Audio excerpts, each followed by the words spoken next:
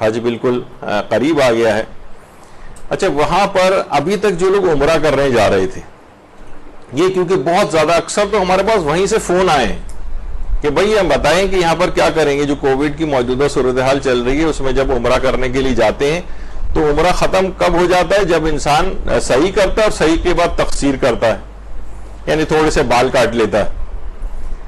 اب مسئلہ یہ کہ اس کے بعد جب یہ عمرہ تو مکمل ہو گیا, ہمارا البتہ 2 واجبات ابھی باقی رہتے ہیں. وہ یہ کہ طواف النساء اور اس کی نماز ادا کرنی ہوتی ہے اس کے بعد. اچھا علماء اہل سنت جو ان سب کا یہ نظریہ ہے کہ طواف النساء وغیرہ کے نام سے ان کے ہاں کوئی یہ فقہی حکم نہیں. البتہ حج میں طواف زیارت اور وہ اپنا طواف وداع کے عنوان سے وہ لوگ کرتے ہیں, ایک الگ اس کا ایک مسئلہ ہے.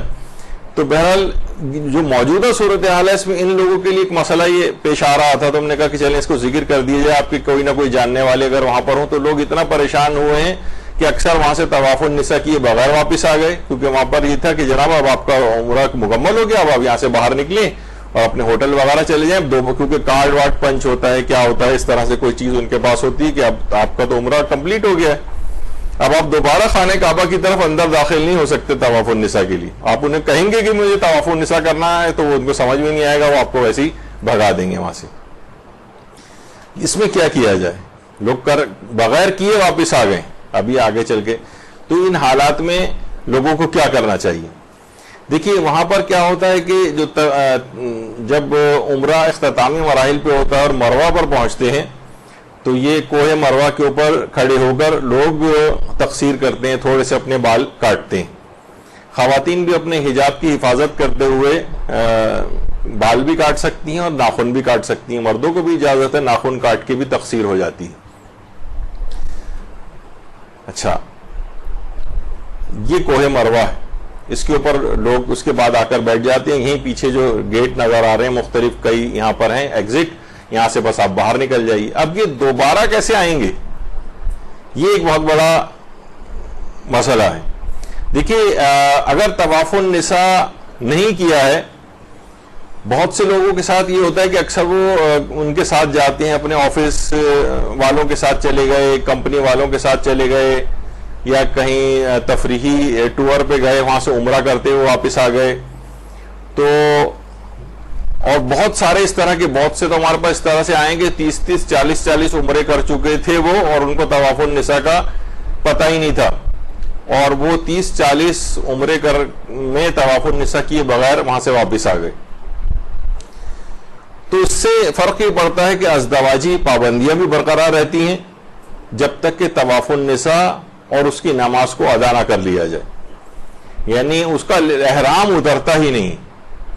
علماء دیکھیں ایک چیز اور فرماتے ہیں کہ اس قسم کے جو افراد ہوتے ہیں نا کہ جو عمرے پر جاتے ہیں, عمرہ شروع کرنا تو مستحب ہے, عمرے کو پورا کرنا واجب ہوتا ہے.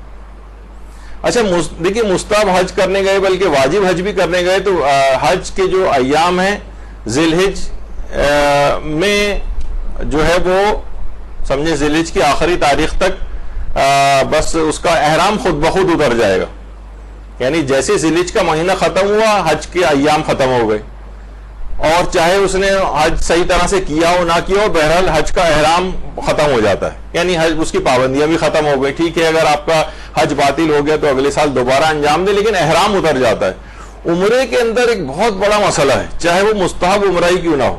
اگر کوئی شخص صحیح طور پر فقہی احکام سیکھے بغیر عمرے کرنے چلا گیا اور ایسی کوئی غلطی اس نے کر دی کہ جس سے عمرہ باطل ہوتا ہے تو اس کا احرام نہیں اترتا, اور جب تک پچھلا احرام نہ اترے اگلا احرام پہنا نہیں جا سکتا. بہت سارے افراد جو اپنے سابقہ زمانوں میں عمرہ اپنا بہت سے مسائل کی وجہ سے باطل کر چکے ہوتے ہیں, یا ان کا احرام اترا ہوا ہی نہیں ہوتا اور وہ اگلے سالوں میں حج کرنے پہنچ جاتے تو ان کا وہ حج واجب بھی نہیں ہوتا, کیونکہ ابھی تو پچھلا ہی احرام چل رہا تھا. تو آپ حج کا احرام بھی نہیں پہن سکتے, اور پہن لیا تو وہ بیکار ہے, یعنی حج بھی نہیں ہوا. تو بڑی کمپلیکیشن ہے یہ, کہ تو لوگ عام طور پہ سوچتے ہیں کوئی مسئلہ نہیں ہے, بس جائیں گے اور جس طریقے سے سب لوگ کر رہے ہیں بس ویسے ہی طواف واف کر کے واپس آ جائیں گے اپنے مسائل کو سمجھے بغیر. ایک صاحب کسی گاؤں دیہات کے ایک دفعہ گئے تھے, کسی نے کہہ دیا تھا کہ بھائی جس طرح سب لوگ کر رہے ہیں تم بھی کرتے رہنا. تو کاروان والے 3-4 گھنٹے جب گزر گئے, دیکھا وہ صاحب کہاں ہے, تو پتہ چلا پسینے میں شراب ہو رہے ہیں اور چکر لگائے جا رہے ہیں. کہہ رہے ہیں بھائی کیا ہوا تمہارا, ابھی تک طواف ہی ختم نہیں ہو. کہہ رہے ہیں آپ لوگوں نے کہا تھا جو جب تک لوگ جو کرتے رہے ویسے ہی کرتے رہنا. تو 50-60 چکر اس وقت تک خانہ کعبہ کے وہ لگا چکے تھے. تو بہرحال چیزیں ایسی ہیں کہ اس میں تو عمرہ مفردہ کا احرام اگر عمرہ مفردہ کسی وجہ سے باطل ہو جائے تو, اور جب تک اس کی طواف النساء اور اس کی نماز کو, ابھی تو ہم طواف النساء کی بات کر رہے ہیں, طواف النساء اگر نہ کیا ہو تو جب تک وہ نہ کر لیا جائے ازدواجی پابندیاں بھی برقرار رہتی ہیں. بلکہ آیت اللہ سیستانی تو فرماتے ہیں کہ اس کے نکاح میں بھی اشکال ہے. مثلا کوئی غیر شادی شدہ اگر اس طرح سے عمرہ مفردہ کر کے آ گیا اور کہ اس نے طواف النساء نہیں کیا تو, اور اس کے بعد اس کی شادی ہونی ہے لڑکا یا لڑکی کی, تو فرماتے ہیں نکاح ہی میں اشکال, نکاح ہی نہیں ہوگا اس کا جب تک کہ اس طواف النساء اور اس کی نماز کو ادا نہ کروا لے. تو اس کے پھر مسائل ہوتے ہیں کہ یا تو خود دوبارہ جا کر طواف النساء اور اس کی نماز خود وہ انجام دے, یا اپنا کوئی نائب بنائے. مثلا کوئی جدہ وغیرہ میں رہتا ہو تو اس کو کہہ دے کہ وہ, یا کہ کسی کو اگر اجارے پر پیسے ویسے دے کر بھی اگر اپنا طواف النساء اور اس کی نماز کروانا ممکن ہو تو اس کو پورا کروائے. یعنی اپنے جب تک واجبات اس کے ادا نہیں ہوں گے تو طواف النساء اس حد تک اس کی اہمیت ہے.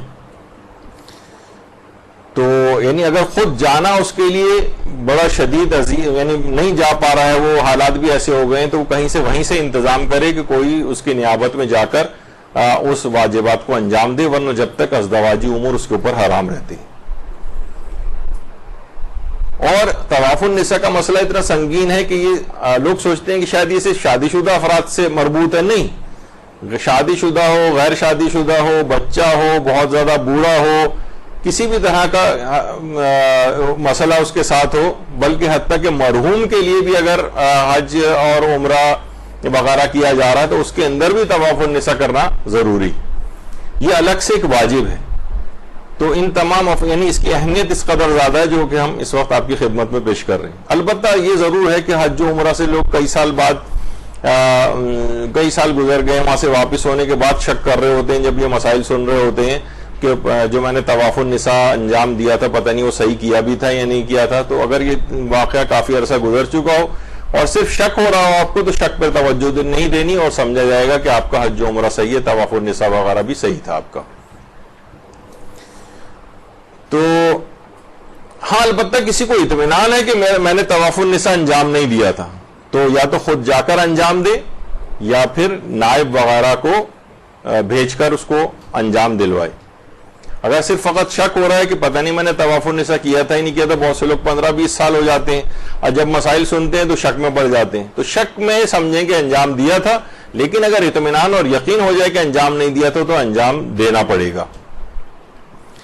اچھا, بعض اوقات یہ بھی ہوتا ہے اس پہ لوگ بہت شور ہنگامہ مچاتے ہیں جب ہم یہ والی پوسٹ اس کے اوپر لگاتے ہیں سوشل میڈیا پہ. مثلا ظاہر ہے کہ مومن آئے کوئی تو غیر شیعہ مسلمان سے اس کی شادی جائز ہے.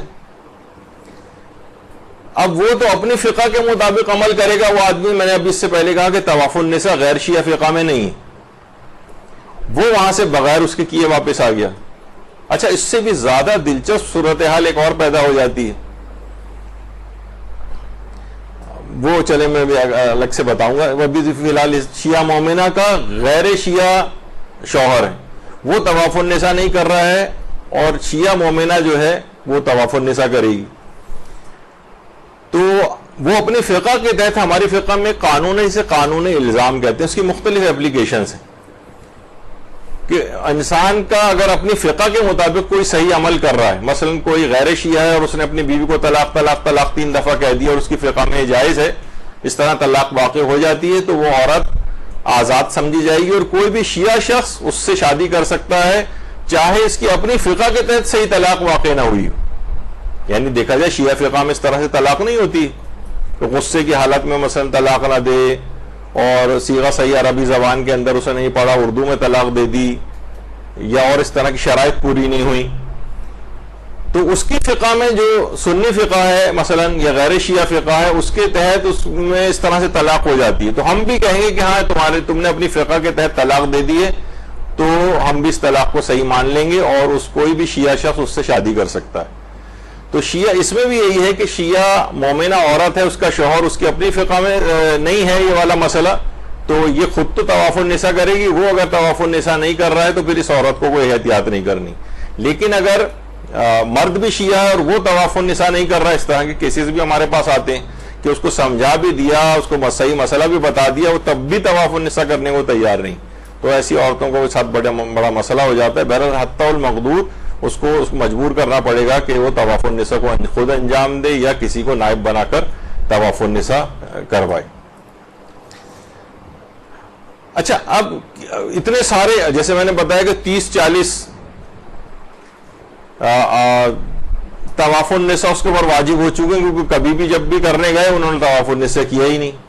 کیونکہ دیکھیے اس طرح سے بہت سارے کفارے بھی واجب ہو جاتے ہیں. ایک شخص تھے مثلا ان کو پتا تھا کہ حالت احرام میں خوشبو کا استعمال یہ جائز نہیں. اچھا، ایک تو ہوتا ہے خوشبو لگانا اور ایک ہوتا ہے خوشبو کا کھانا. اب مثلا کوئی خوشبو والا پان اگر کھا رہا ہے، خوشبو والی کوئی اور چیز اس نے کھائی ہے، تو یہ